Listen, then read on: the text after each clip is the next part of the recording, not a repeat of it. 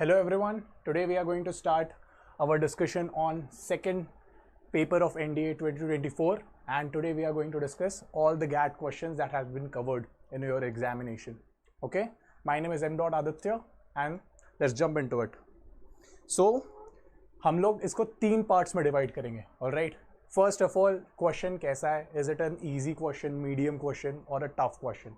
So easy question is like you just have to apply your logic, और logic के साथ साथ आप लोगों को थोड़ा सा प्रिपरेशन चाहिए एंड ऑटोमेटिकली आप लोगों का आंसर आपको आ जाएगा. Alright, so first question once will see is okay. So question है आप लोगों का एंशिएंट हिस्ट्री से कि Mahajanapadas is the topic, all right, and it is one of the most simplest question that you will get in your GAT examination. आपका सीधा सीधा static question है ये, और इसमें पूछा गया है कि इन महाजनपद में से तक्षशिला कैपिटल किसका है. all right, so if we'll see the capitals of these mahajanapadas, you will see कुरु का कैपिटल आप लोगों को बहुत ही सिंपल है, वो है Indraprastha. so Indraprastha is the capital of Kuru. Kashi का कैपिटल काशी ही है, ऑलराइट, काशी. ऑलराइट, गंधार का इज तक्षशिला जो आपके क्वेश्चन में पूछा गया है, और अवंती का है Ujjain and Maheshmati. Okay, so there were 16 mahajanapada. Alright, ये 16 महाजनपद फिर कैसे 4 बचे, उसके बाद कैसे एम्पायर बनना शुरू हुआ, it is all the part of ancient history. So I will rate this question according to NDA as one of the most simplest question. Very static question, आप लोगों को बस नोट्स देखने हैं, उसमें से कैपिटल मैच करना है. It is simple. Alright, so of course ये आपको आना चाहिए. Alright, moving on to our next question. Again it's a very static question. It is from your Indian modern history. Okay, so modern का question है. Actually यहाँ पे पूछा गया है कि ऐसा कौन सा गवर्नर जनरल है जिसके बाद से गवर्नर जनरल की पोस्ट एबॉलिश कर दी थी परमानेंटली. एक्चुअली यहाँ पे गवर्नर जनरल बोलना नहीं चाहिए, यहाँ पे वॉइसरॉय बोलना चाहिए, बिकॉज 1857 के बाद जब एडमिनिस्ट्रेशन चेंज हुआ 1858 में, तो वॉइसरॉय की पोस्ट आ गई थी. बट स्टिल यहाँ पे गवर्नर जनरल पूछा है, तो it is one of the most simplest question, very static. Alright, you will see Rajagopalachari as the last governor general of India. अगर यूपीएससी को इसको टफ करना रहता तो इन चारों का नाम देके वो इसको क्रोनोलॉजिकल ऑर्डर में लगाना जानते हैं. तो क्रोनोलॉजिकल ऑर्डर में मतलब इस सबसे पहले कौन थे एंड लेटर ऑन कौन आए. तो सबसे पहले ले लिलिंदगो, हु वाज फ्रॉम 1936 टू 1944, काफ़ी टाइम पीरियड था इनका. ऑलराइट, उसके बाद वेवल आए, he was from 1944 to 1947. Okay, then 1947 to 1948 के अराउंड वाज माउंटबेटन, एंड फिर 48 से 50 तक वाज सी राजागोपालाचारी. उसके बाद दिस पोस्ट वॉर और this position was permanently abolish. So the answer is very simple. Okay, C Rajagopalachari. Alright, so अगर UPSC को actually UPSC के लेवल पे लाना चाहिए था, तो UPSC should have asked who arrange these governor general in a chronological order. all right, chalo let's move forward. Okay,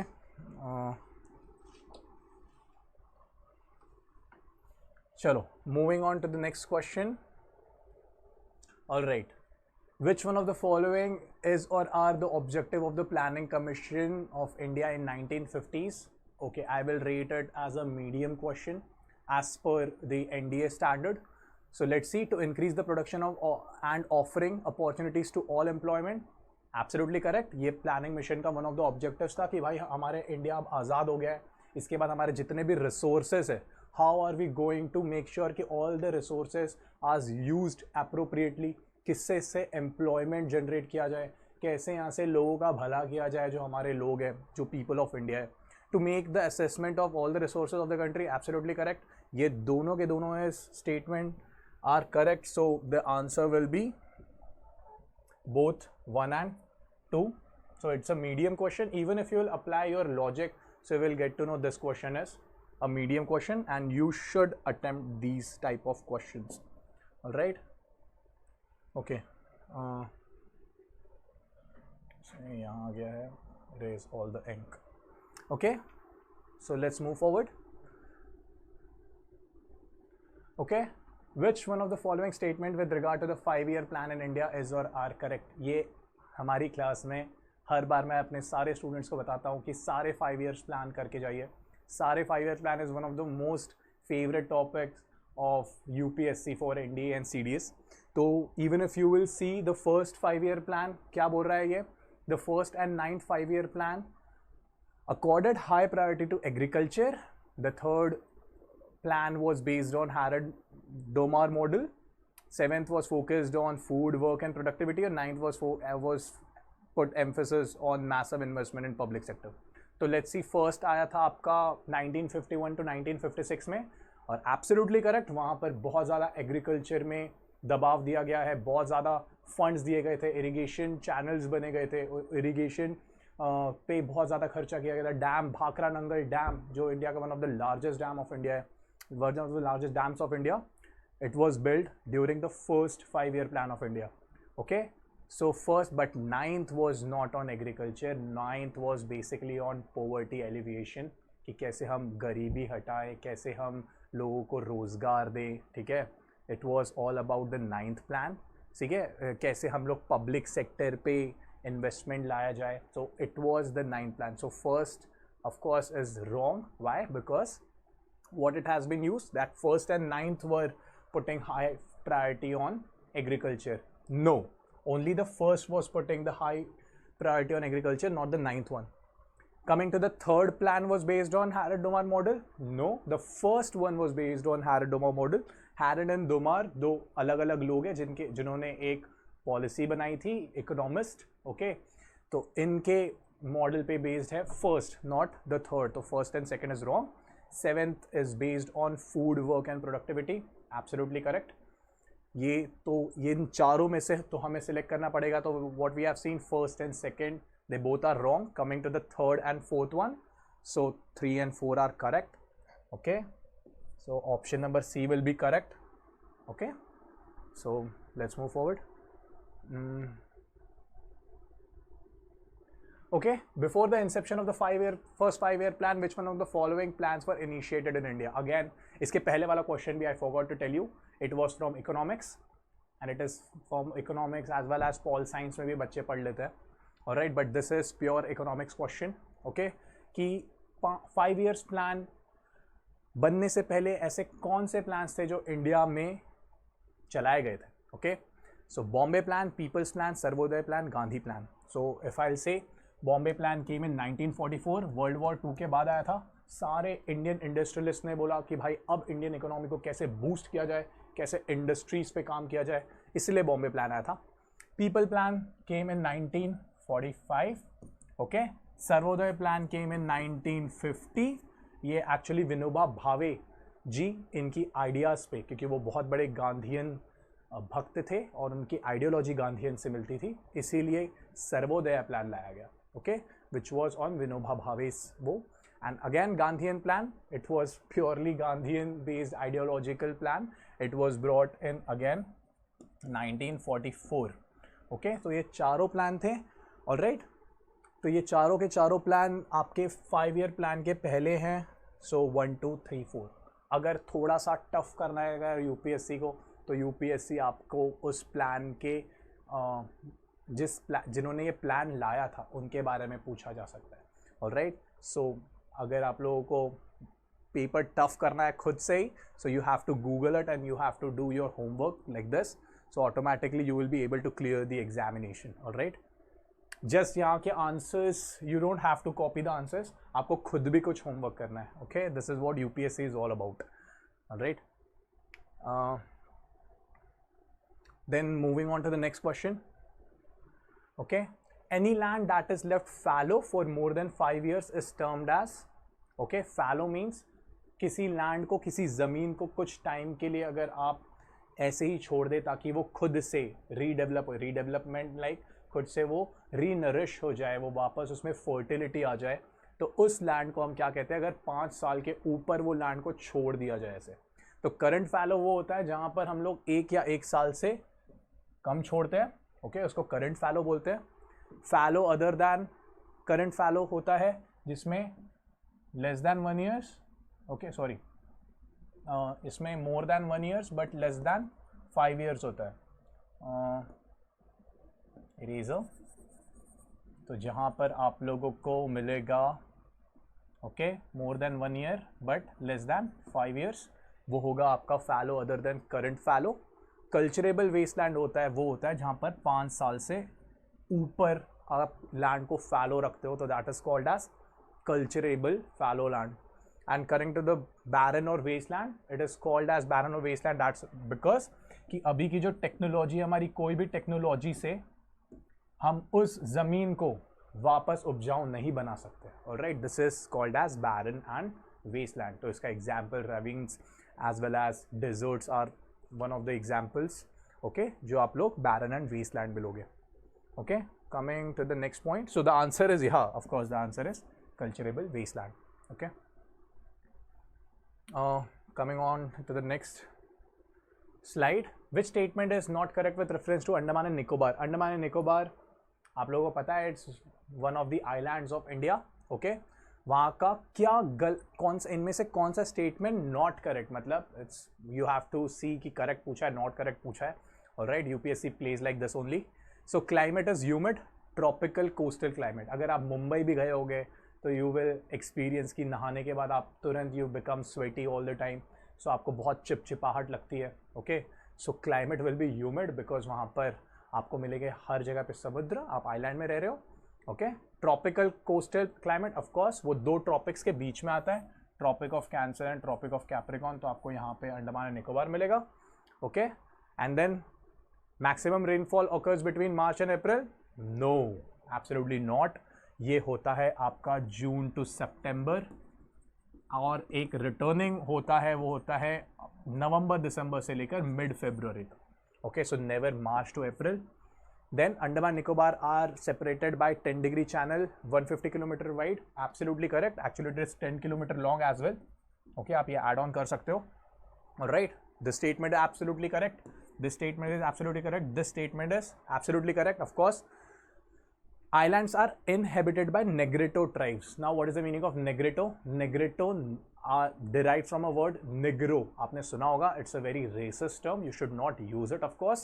Okay, तो Negrito tribes होती है, तो कुछ tribes, Onge tribe, Andamanese tribe, तो उसको Andamanese tribe बोलते हैं, प्लस आपकी जारवा ट्राइब हो गई, प्लस आपकी सेंटिनलीज ट्राइब हो गई, तो ये कुछ एग्जाम्पल ऑफ नेग्रेटो ट्राइब है। Okay, the great Andamanese tribe, alright, so this Andamanese as well. Okay, pardon my pronunciation for the Andamanis. All right, next, coming to the next point is one very nice question again. It says, okay, the last question was from geography. Okay, Indian geography, and this question was from again geography. Okay, land forms होते हैं। Coming to the next point, this is related to the world geography. इसमें से कौन सी local winds नहीं है? मैंने अपने सारे स्टूडेंट्स को लोकल विंड्स की सारी PDFs, all the notes I had given them. अब मेडिटेरेनियन सी में कौन सी लोकल विंड नहीं आती है? Very nice beautiful question. तो अगर आप अफ्रीका देखोगे, यूरोप देखोगे, तो यहाँ पर आती है आपकी मेडिटेरेनियन सी। ओके, तो इनमें से कौन सी विंड इसमें लोकेटेड नहीं है? तो सिरोको भाई सहारा डेजर्ट से मेडिटेरियन सी जाती है, तो वो तो रिलेटेड है। मिस्ट्रल कोल्ड विंड है, नीचे से मेडिटेरियन सी के पास आती है, तो again it's related to the Mediterranean sea. अब खामसिन भी यहाँ से जाती है। अब खामसिन और सिरोको का नाम सिर्फ जगह को लेके अलग है।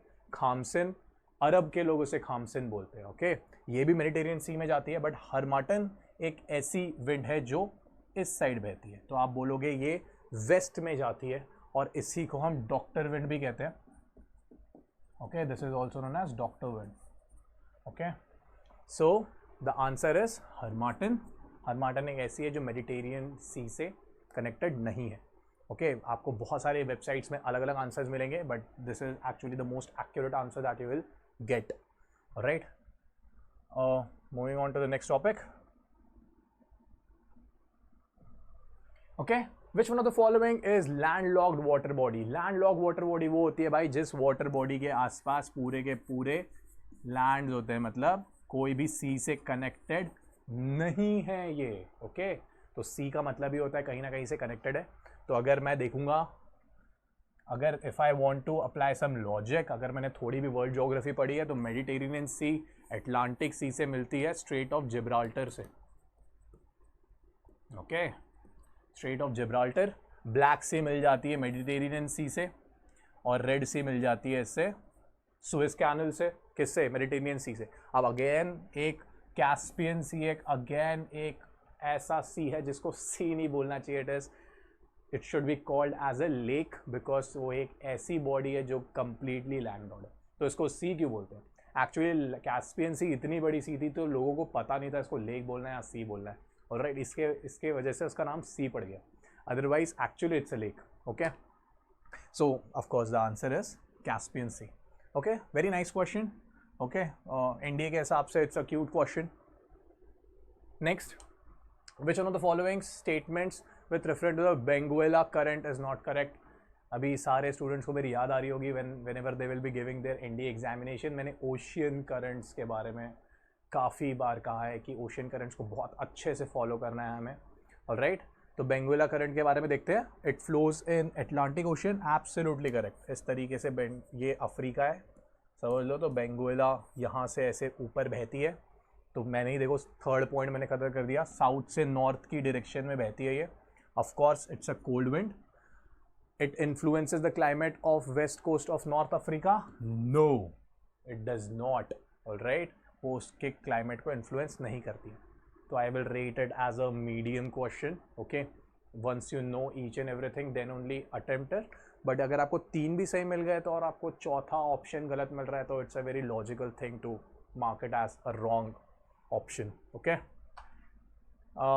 next, if we move on to the next topic, the lowest part of the most balsams is occupied by a landform called a playa.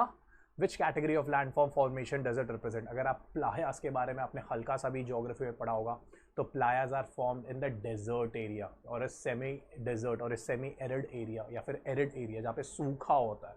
Okay, so fluvial तो वहाँ होता है जहाँ पे पानी, यहाँ पे नदी, यहाँ पे कुछ बह रही हो, उसे फ्लूवियल लैंडफॉर्म्स बोलते हैं, जहाँ पे वो इकट्ठा हो जाती है। ग्लेशियल मतलब आइस के शीट्स बह रहे हैं, पेरी ग्लेशियर्स भी वही होता है जहाँ पे शीट्स बहते हैं भाई आइस के। तो इसमें से एक ही ऑप्शन है which is very basic, that is going to be your arid landforms. Okay okay, it's a medium question again, अभी तक तो कोई डिफ़िकल्ट क्वेश्चन नहीं है। Okay, again very static question, आप लूसेंट भी उठा के देख लोगे अगर आपने बेसिक पाथफाइंडर पढ़ी होगी like a very amateur NDA aspirant, तो आपको ये आंसर आ जाना चाहिए कि ब्रिटिश इंडिया ने कब first cotton mill British India में कब आया था 1856 में, मतलब किसने सेटअप किया है। तो इसका आंसर इज़ वेरी स्टैटिक, इसमें कोई एक्सप्लेनेशन की ज़रूरत नहीं है भाई, जिसने स्टार्ट किया उसी ने स्टार्ट किया है, that is C N Davar. Right, he has started the first cotton mill in British India, which began the production in 1856. Okay.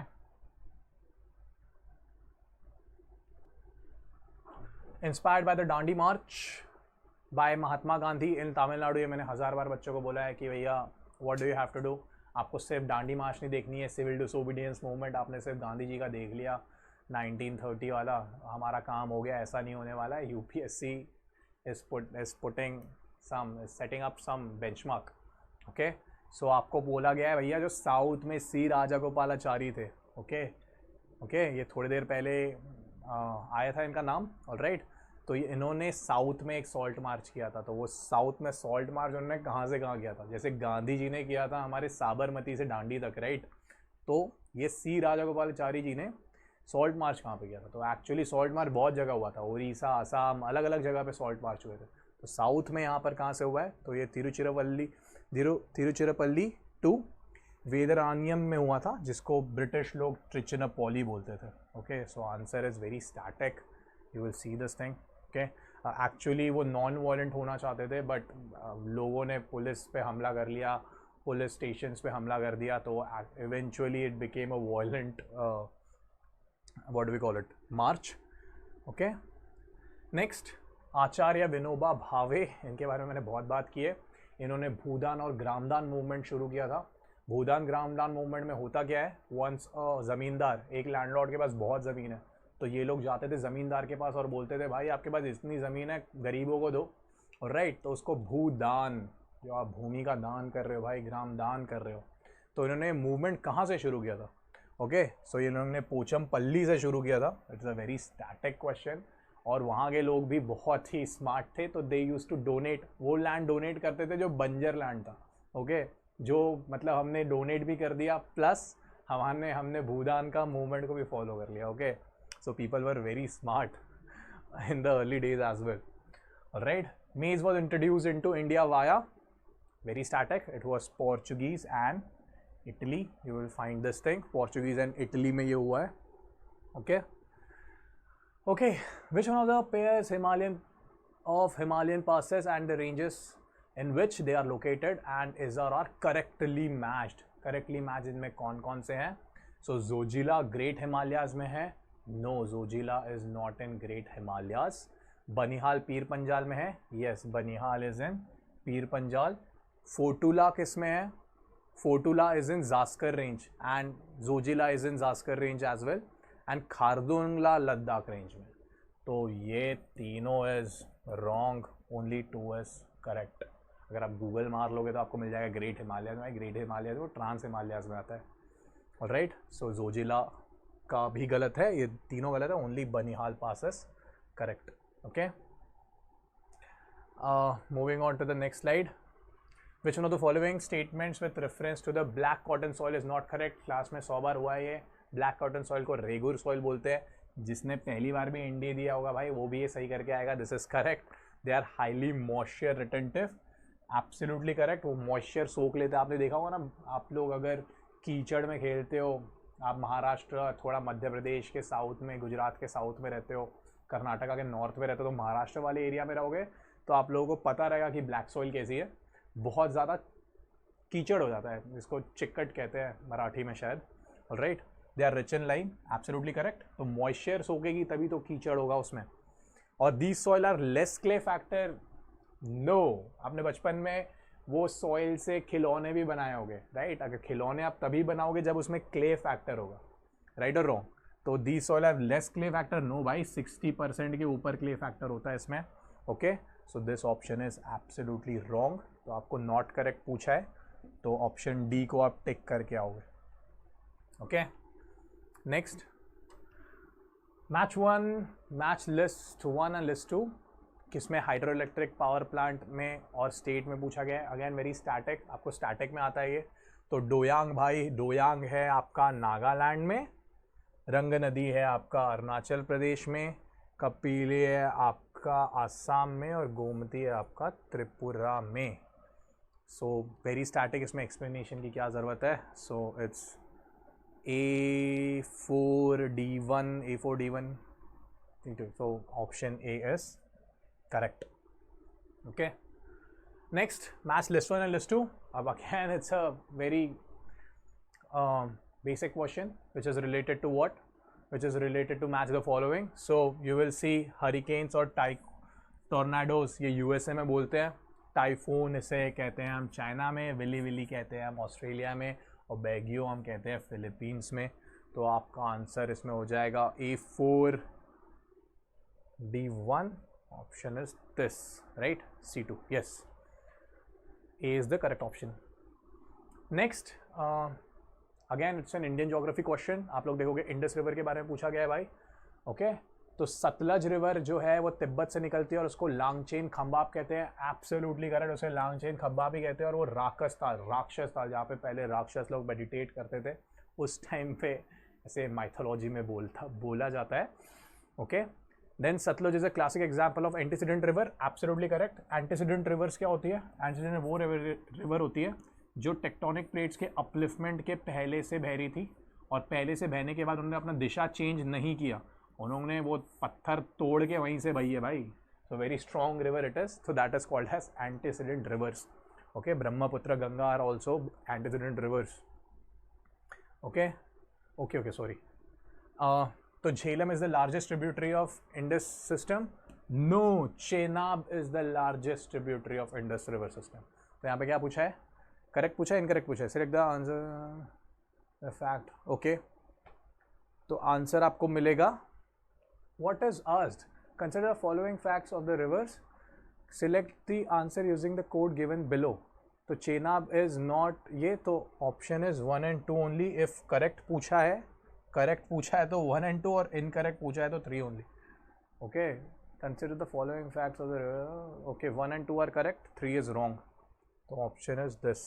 Okay, अगर करेक्ट पूछा है तो 1 and 2 कर लेना, इनकरेक्ट पूछा है तो 3 is incorrect. Okay, coming back to the point, which one of the following is the example of the igneous rock as well as metamorphic? कौन सा भाई igneous है, कौन सा metamorphic है? ओके, तो गैब्रो तो completely igneous rock है भाई, ग्रेनाइट भी completely igneous है, गेसोराइट is example of sedimentary rocks, and Nisoid is the example of both metamorphic as well as igneous rock. So the answer is Nisoid. Okay, Vijayanagara ruler came that they were ruling on the behalf of हमारे शिव जी के अवतार है ये, श्री विरूपक्षा जी। श्री विरूपक्षा जी का बहुत बड़ा temple Vijayanagara empire ने बनाया था हम्पी में, जिनका अभी यूनेस्को वर्ल्ड हेरिटेज सेंटर भी है। राइट, तो answer is Shri Virupaksha is the answer. ये शिव जी के ही एक फॉर्म है, अवतार है। ओके, डोमिंगो पायस ओके ने किसके बारे में इस तरह का डिस्क्रिप्शन दिया है? Right, of medium height, fair complexion है भाई, गुड फीचर है, थोड़े चेचक के दाग है, स्मॉल पॉक्स के, so that is called as Krishnadeva Raya. ये तुलुवा डायनेस्टी के राजा थे, again a Vijayanagara empire. Okay, Vijayanagara empire में ये थे। नेक्स्ट, इन विच शेड्यूल, हजारों बार एक क्वेश्चन हो चुका है, कौन से शेड्यूल में डिस्क्वालिफिकेशन हुआ गया है? आया राम गया राम पॉलिसी, ओके, दल बदल। ओके, तो 9 शेड्यूल में तो ज़मींदारी सिस्टम अबॉलिश किया गया है फर्स्ट अमेंडमेंट से। और राइट, इसमें सरकार कोई भी ऐसे लॉ बनाती है तो जुडिशियल रिव्यू नहीं लिया जा सकता था अंटिल एंड अनलेस 2006 आईआर सोहेलो केस। 10th शेड्यूल में बात की गई है दल बदल की, आया राम गया Ram. 11th is for what? 11th is for panchayat को जो हमें स्पेशल राइट्स मिले हैं। Okay, and 6th is the special rights given to the states of Assam, Meghalaya, Tripura and Mizoram. Okay, ये तो बहुत न्यूज़ में रहता है। और राइट, अभी लद्दाख में लोग चाहते थे कि हमें 6th शेड्यूल में डाल दो भाई, ऐसा नहीं होता है। 6th schedule has very very powerful, इसमें ऑटोनॉमस डिस्ट्रिक्ट्स बनती है। ओके ओके, इसमें बोला अटर्नी जनरल के बारे में पूछा गया है। Okay, attorney general gives advice to the government of India upon such legal matters and to perform such other duties of a legal character as may from time to time be referred or assigned to him by the President of India. Absolutely correct. The Solicitor General of India is the secondary law officer of country who assists the Attorney General and is himself assisted by several additional Solicitor General of India. Absolutely correct. Both are correct. Both in 1 and 2. Very very very very very basic question. ये आप थोड़ा सा भी Solicitor General और Attorney General भाई government का legal बंदा है। ओके, गवर्नमेंट की कोई भी पंगे होते हैं लीगल पंगे, तो तब गवर्नमेंट मोदी जी तब हायर करने नहीं जाएंगे, उनका पहले से एकदम धाकड़ बंदा बैठा हुआ है उनके लिए, जो उनके लिए काम करेगा। That is called as attorney general of India. Okay, then which one of the following committees does not consist of the members of the upper house? Upper house क्या होता है? Upper house, upper house is nothing but Rajya Sabha, house of elders, बड़े लोग रहते हैं भाई, क्योंकि 30 साल होती है उसकी एलिजिबिलिटी, लोकसभा की 25 साल हो जाती है। ओके, तो अपर हाउस के मेंबर कौन नहीं है? Public accounts committee, public accounts committee में भैया 22 मेंबर होते हैं, 22 में से 15 होते हैं लोकसभा से, 7 होते हैं राज्यसभा से। और same committee of public undertakings में जो पीएसयू के सारी चीज़ें देखती है, और ये कैग के सारे रिपोर्ट्स देखती है।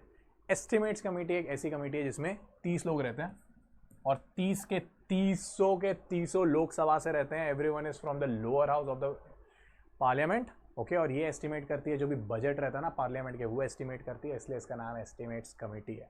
Okay, so which one of the following क्या है? नॉट कंसिस्ट, तो 2 ओनली, 2 में अपर हाउस के लोग नहीं होते। Okay, let's move forward. In the passing of the money bill, भैया 110 आर्टिकल आपका आ गया है, मनी बिल आ गया है। Okay, the Rajya Sabha has limited powers. Of course, जब भी पैसों की बात आती है, मनी बिल की बात आती है, राज्यसभा के पास लिमिटेड पावर रहते हैं।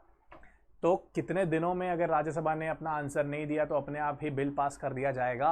तो ये है आंसर आपका 2 हफ्ते में भैया 14 दिन देते हैं। 14 दिन में अगर नहीं हुआ पास तो मतलब राज्यसभा ने कोई डिसीजन नहीं दिया तो ऑटोमेटिकली उसको पास माना जाता है। राइट, चलो okay. Which one of the following statement with regard to article 19(1) freedom. India में तो आपको इतनी फ्रीडम मिल चुकी है, ओके तो freedom under this article are not absolute. Yes, they are not absolute. Absolute दोगे तो भैया इंडिया बांग्लादेश समान और म्यांमार समान हो जाएगा, मिलिट्री को हो जाएगा यहाँ पे। Right, just kidding. So freedom आपकी जो भी लिखी गई है वो एक्चुअली में पूरी नहीं होती है। Right, that is those are not absolute, वो होती है limited. Okay, so reasonable restriction सभी में लगे। राइट, तो which one of the following is are correct? So both 1 and 2 are correct. जो भी चीज़ लिखी है वैसी होती नहीं है। अब right to freedom of speech है तो आप स्पीच में कुछ भी नहीं बोल सकते हो किसी को भी, तो उसमें लिमिटेशन रहता है। और right, if you want to try it out, ठीक है, पुलिस स्टेशन के सामने कुछ आपने बोल दिया तो आपको डंडे पड़ने हैं। और राइट, चलो which one of the following is not the part of the 5 principle enshrined in the Panchsheel agreement signed by India and China in 1954। 5 चीज़ें इंडिया ने साइन किया था। Mutual non aggression, mutual non interference, peaceful coexistence, mutual respect for sovereignty and एक चौथा था equality, okay, and respect, mutual respect, okay, which is not there. तो cultural cooperation तो नहीं था भाई, ओके सो ये नॉट पूछा है तो answer is cultural cooperation was not there. तो वहाँ पर एक म्यूचुअल सोवरेनिटी एंड इंटीग्रिटी भी थी। एंड इट्स अ जोक कि चाइना के साथ ये किया गया बिकॉज चाइना एक सलामी स्लाइस एक टेक्निक होती है जिससे एक स्मॉल एरिया लेता है वो किसी कंट्री का और वहाँ पे जाके स्टैंड ऑफ कर देता है और बोलता है चलो यहाँ पे हम लोग यहाँ पे न्यूट्रल ग्राउंड्स पे। ओके, तो अक्साई चिन, अवर हिमाचल प्रदेश, सिक्किम, अवर अरुणाचल प्रदेश, ये बहुत सारे ऐसे एरिया है जहाँ पे वो खुद का शिनजियांग एरिया को क्या करता है, बोलता है कि हमारा एरिया है। Alright, okay, the freedom fighter Kanaklata Barua sacrifice her life while participating in. अब कनकलता बरुआ भैया बहुत ही छोटी हमारी फ्रीडम फाइटर थी जो मार्टिर हो गई क्विट इंडिया मूवमेंट में 1942 में। If you will remember quit India movement कहाँ से शुरू हुआ है, okay so she was from Assam, okay तो बहुत ही ज़्यादा इन्फ्लुएंस थी वो फ्रीडम फाइटर से, that is why she wanted to do something for a country. तो उनकी लाइफ यहाँ पर क्विट इंडिया मूवमेंट में she got martyred. So the answer is quit India movement. सिर्फ 17 साल की थी वो, okay. Where is the Coriolis effect the largest? भैया लीस्ट होता है कोरियोलिस इफेक्ट इक्वेटर पे, तो इक्वेटर चला गया, इक्वेटर पे लीस्ट हो रहा है तो पोल्स पे वो सबसे ज़्यादा हाई होता है। तो यहाँ पे नॉर्थ पोल, साउथ पोल, कोई भी पोल यहाँ पे और एट द पोल रहता तो भी सही हो जाता। तो answer is at the poles, poles पे बहुत ज़्यादा होता है ये। Right, which one of the following states in India the sun rays are never perpendicular? अब आप देख लो भैया, ट्रॉपिक ऑफ कैंसर से जाता है, देखो ट्रॉपिक ऑफ कैंसर और ट्रॉपिक ऑफ कैप्रिकॉर्न के बीच में ही सन घूमता रहता है। तो जो भी स्टेट से ट्रॉपिक ऑफ कैंसर नहीं जाएगा वो ऑटोमेटिकली क्या हो जाएगा, वहाँ पे परपेंडिकुलर रेस नहीं आएगी। यहाँ पे नेवर पूछा है। राइट, सो बिहार में, बिहार तो ऊपर हो जाता है और मणिपुर भी थोड़ा ऊपर हो जाता है, राजस्थान से पास होता है और छत्तीसगढ़ से भी पास होता है। तो answer is Bihar and Manipur. So answer is 1 and 3 is the answer. Alright, next बढ़ते हैं हमारे क्वेश्चन पे। Which of the following is the east flowing river India? भैया 90% ऑफ द रिवर्स हमारी ईस्ट फ्लोइंग रिवर्स ही होती है, ओके कुछ ही रिवर होती है जो वेस्ट फ्लोइंग होती है। तो अगर आपने वेस्ट फ्लोइंग रिवर को भी पढ़ के गया होगा तो ऑटोमेटिकली आपको ईस्ट फ्लोइंग रिवर्स कौन सी है पता चल जाएगी। ओके, तो Periyar is a west flowing river as well as Kala Nadi is a west flowing river. तो इसमें से ईस्ट फ्लोइंग रिवर पूछा है तो पालर और पेन्नार। तो आंसर आपको 1 and 3 these are the east flowing rivers और ये है दोनों west flowing rivers. Okay, coming to the point, देखो ट्रिब्यूटरी डिस्ट्रीब्यूटरी पूछा है। ऑलराइट, ट्रिब्यूटरी और डिस्ट्रीब्यूटरी पूछा है, ओके ट्रिब्यूटरी इसी पूछा है रिवर्स की। Alright, so match the following करना है भैया। भवानी किसकी है? भवानी आपको मिलेगी कावेरी की, ओके ऑलराइट। मंजिरे आपको मिलेगी गोदावरी की, ओके सो काबिनी भी कावेरी की है, भवानी भी कावेरी की है, कृष्णा की नहीं है। राइट। और भीमा महानदी की नहीं है, भीमा कृष्णा की है। तो ये एक्चुअली ये भी गलत मैच्ड है, ये भी गलत मैच्ड है, ये दोनों सही मैच्ड है। तो 2 and 3 only is the correct answer, right. Next, which one of the following is found in appropriate amount in the laterite soil? Appreciable amount. तो appreciable amount is that amount जो बहुत ज़्यादा भी नहीं है, बहुत कम भी नहीं है, मतलब मिल जाता है आपको। कैल्शियम कम है, पोटैश कम है, नाइट्रोजन भी कम है, तो appreciable amount में फॉस्फेट, अगर आप गूगल मारोगे तो आपको मिलेगा फॉस्फेट भी कम है। ओके, तो नॉट रिच, रिच मतलब बहुत ही ज़्यादा अमाउंट में है। तो एल्यूमिनियम और आयरन बहुत ज़्यादा होता है लेटराइट सॉइल में। ओके, आयरन और एल्यूमिनियम। ओके, बट ये एप्रिशिएबल अमाउंट में मिल जाएगा आप लोगों को। Okay, so answer is phosphate. Okay, next, consider the following statements. Okay, इसमें से ब्रह्मपुत्र रिवर के बारे में क्या सही है, क्या पूछा है कि क्या सही है?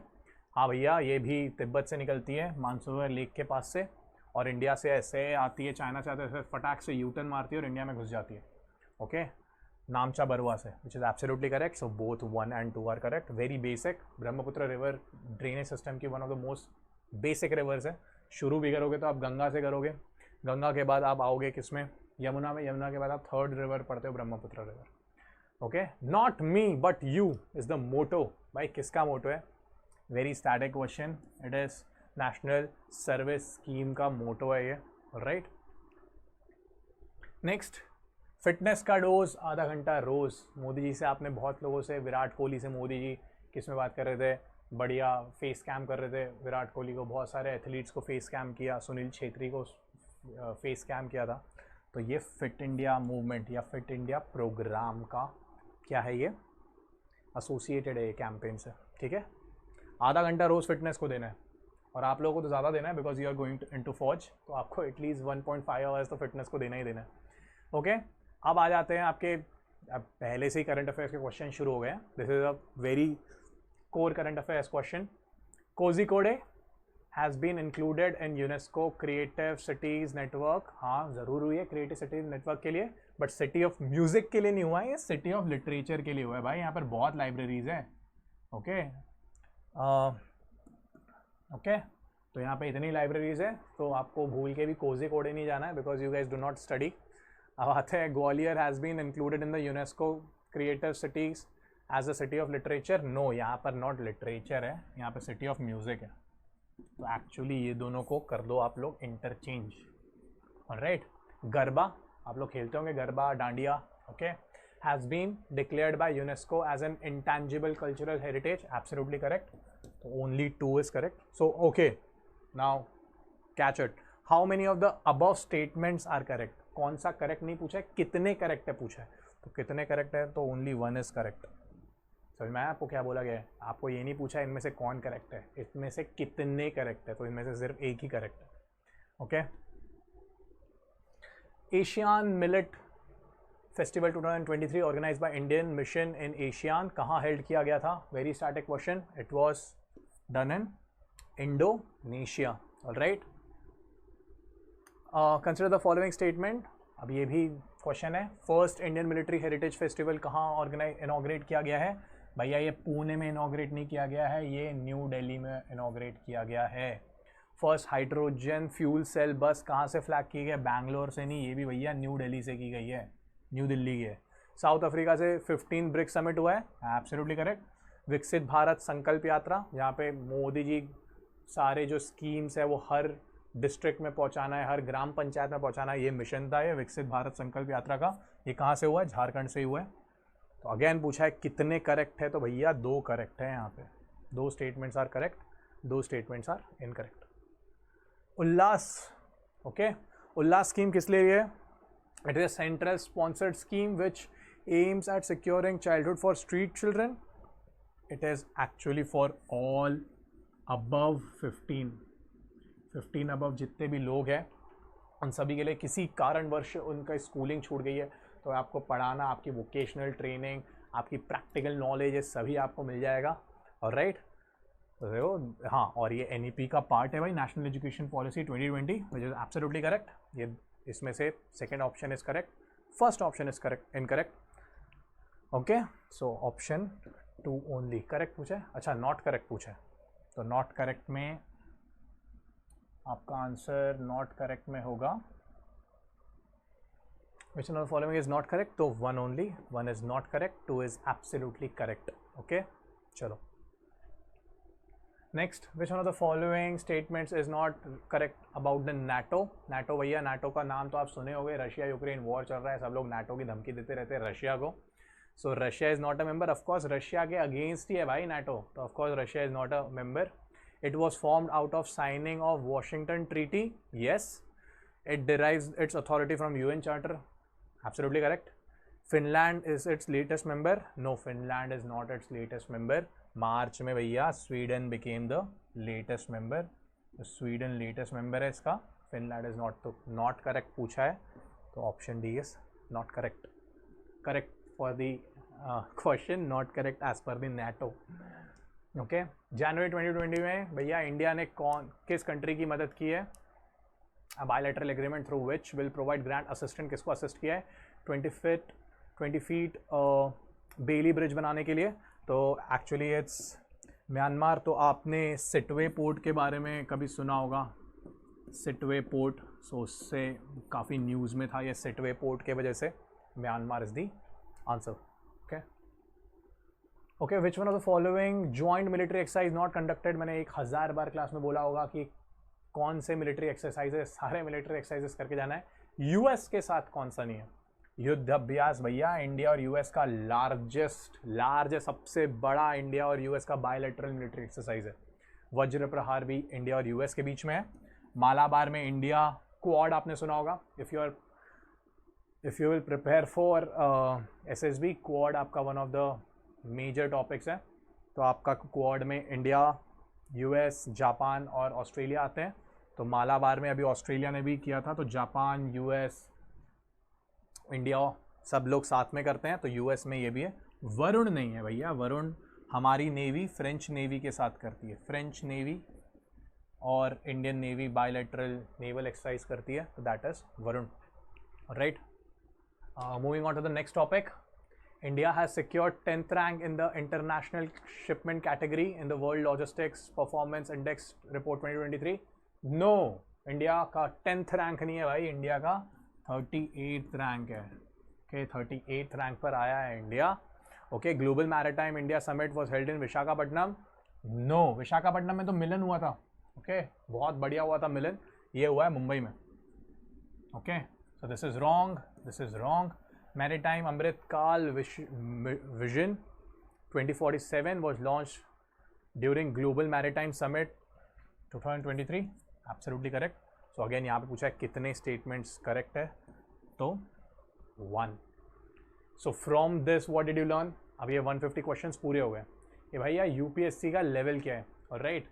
So those people who are preparing sincerely, you need some serious guidance and serious studies while you're preparing for UPSC. UPSC is no joke. You might be knowing अभी तक, okay, because अभी तक तो आपने पेपर भी देख लिया है. Alright, it's absolutely doable. You just need proper guidance. You just need proper material. You just need proper mentors, proper teacher, proper surrounding. Alright, तो automatically UPSC आपका clear हो जाएगा. Okay, so stay tuned with us in order to clear all the examination which is related to the defense. Okay, so again, my name is M. Aditya. Thank you so much.